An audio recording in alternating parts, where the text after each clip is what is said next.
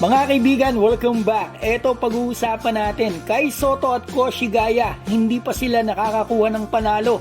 Ang susunod na makakalaban pa nila ay wala pang talo. Yung isang import pa ay 2 times NBA champion, dating teammate ni Steph Curry. Simulan po natin dito, nakaapat ng laro si Kai Sotto sa Japan B-League sa season na ito. Etong huling dalawang laro niya, double-double parehong ginawa ni Kai, napakaganda na nilaro niya.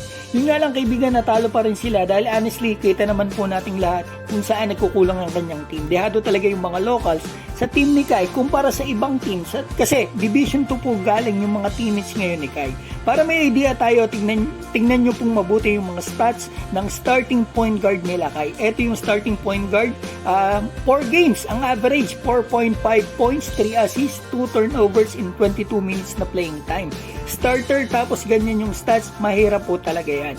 Ang shooting percentage pa nito ay 15% lang sa field at 6% lang sa 3-point line. Kulang talaga sa shooter. Yung starting naman nila, shooting guard, eto tingnan natin, 4 games, 18 minutes per game, 3 points at di pa nakaisang assist pero 2 turnovers mga kaibigan. Sana mag-step up po talaga mga players na ito. Pati na yung isang import si LJP kasi bumagsak po talaga yung stats niya mula nang mapunta sila dito sa Division 1. Para makakuha na sila ng panalo, mayroon kasi manalo kung ganyan ang kartada at laro ng mga starters.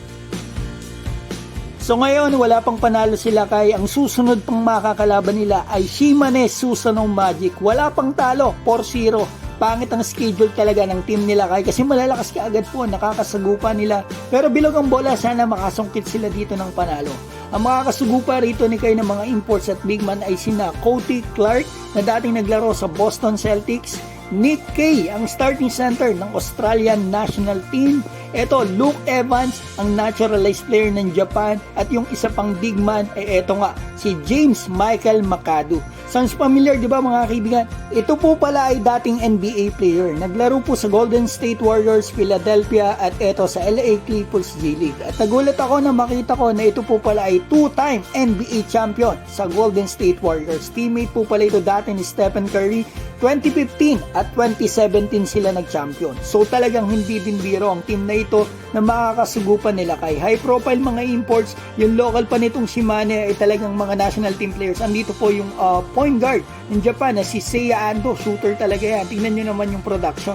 At ikumpara po ninyo dito sa mga kamatchup niya sa Ko Shigaya na team ni Kai. Talagang dehadong-dehado talaga. Pero mga kaibigan, bilog ang bola. Makakuha lang po talaga ng isang panalo tong team nila Kai. Sigurado magsusunod-sunod na yan. Yan lang po talagang mahirap kapag bagong team. Yung unang panalo, napakailap talaga.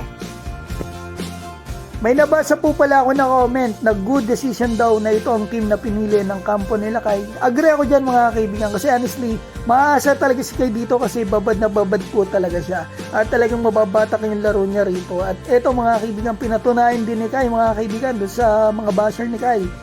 Yung nagsasabi na hindi raw makakagawa si Kai kung walang Kawamura. Eto, kita natin mga kaibigan. Back-to-back games, napakaraming ginawa ni Kai. Gumawa siya ng sarili niyang puntos ng walang Kawamura. Ano kayo ngayon, di ba?